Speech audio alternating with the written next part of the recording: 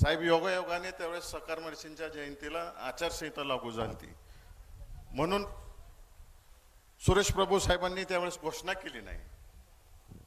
परंतु त्या भाषणात सांगितलं त्यांनी की आम्ही ह्याचा नक्कीच विचार करू. आणि बजेट होतं नंतर, आणि बजेटमध्ये शेवटचं रेल्वे बजेट होतं, त्यानंतर एकंदरीत बजेट सुरू झालं केंद्रामध्ये.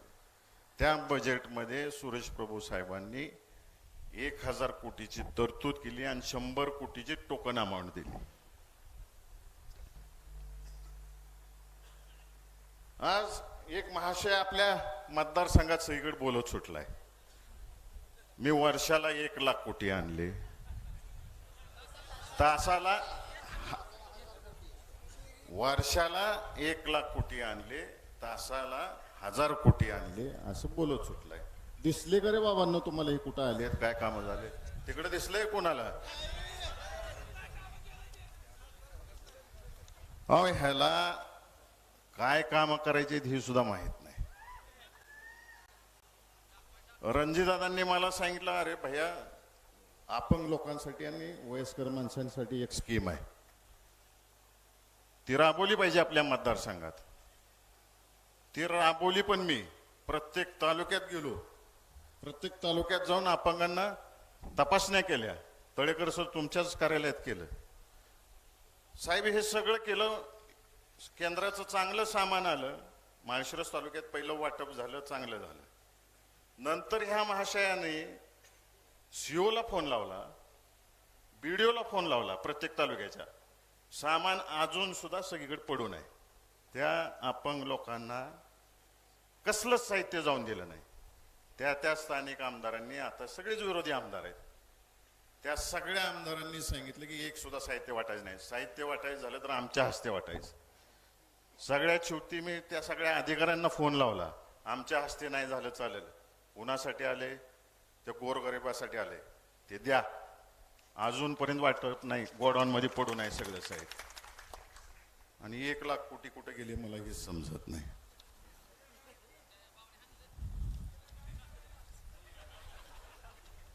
आदरणीय दादासाहेबांनी नीरा देवगरचं धरण जेव्हा मंजुरी करायची होती 80च्या दशकामध्ये, निलंगेकर साहेबांसमोर प्रेस्टिजचा इश्यू केला आणि ते धरण मंजूर करून घेतलं.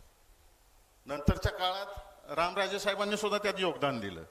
आणि आपल्या सगळ्यांना माहिती आहे की विदर्भाचा जेव्हा अनुशेष निघाला तेव्हा पश्चिम महाराष्ट्रातल्या सगळ्याच योजनांवरती राज्यपालांनी बंदी घातली. आता तिकडचा अनुशेष दूर झाला. दूर झाल्यानंतर पश्चिम महाराष्ट्रातली कामं चालू झाली. लाख मतं ज्या माणसाला दिली आम्ही, त्याचं काम होतं की मोठे दादांना त्या बैठकीला घेऊन जायचं, रणजितदादांना त्या बैठकीला घेऊन जायचं, इथला आमदार घेऊन जायचा. तर गेले नाहीत बैठकीला घेऊन. तेव्हा अजितदादांची राष्ट्रवादी अजून पक्षात आली नव्हती, ह्यांच्या युतीमध्ये आली नव्हती, महायुतीमध्ये. विरोधी पक्षातले 2 आमदार घेऊन तिथे गेलेत आणि नीरा देवगरची बैठक केली. त्याच्या आधी नीरा देवगरचं काम महाविकास आघाडी सरकार असताना तुम्ही सगळं फायली तयार करून ठेवल्या होत्या, यांनी फक्त पुढे ढकलायचं काम केलं आणि सांगते आता मी पाणीदार खासदार आहे. पाणी कुठं दिसलं अरे बाबा, कृष्णा भीमा स्थिरीकरण, दादांचा जिव्हाळ्याचा विषय, 6 जिल्हे आणि 31 तालुक्यासाठी योजना, त्याला सुद्धा विरोध. ज्यांनी चेष्टा केली त्या लोकांना घेऊन बैठकीला.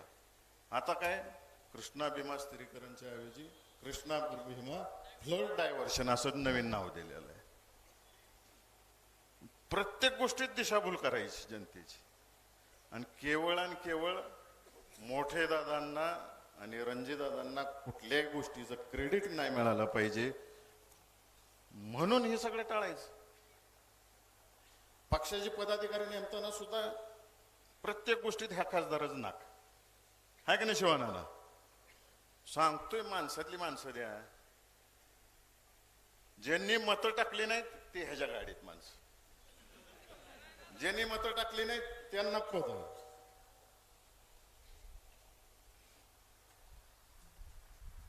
दिवाळीच्या पाडव्याला मी इच्छा व्यक्त केली, मला खासदार की पदासाठी मी इच्छुक आहे म्हणून,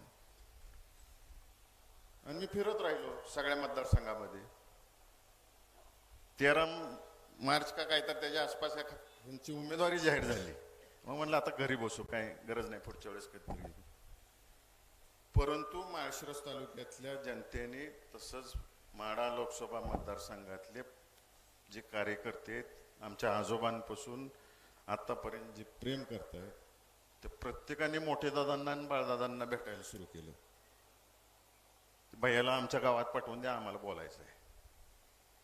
मग बाळदादांनी सांगितलं सगळ्यांनी, आणि मोठे दादांनी सांगितलं जावा, प्रत्येक गावात जावा आणि लोक काय म्हणते ते ऐकून घ्या. साहेब, मी प्रत्येक गावात गेलो. आमच्या आजोबांपासून सक्कामर्शी पासून दादा रणजित दादा यांनी प्रत्येक गावात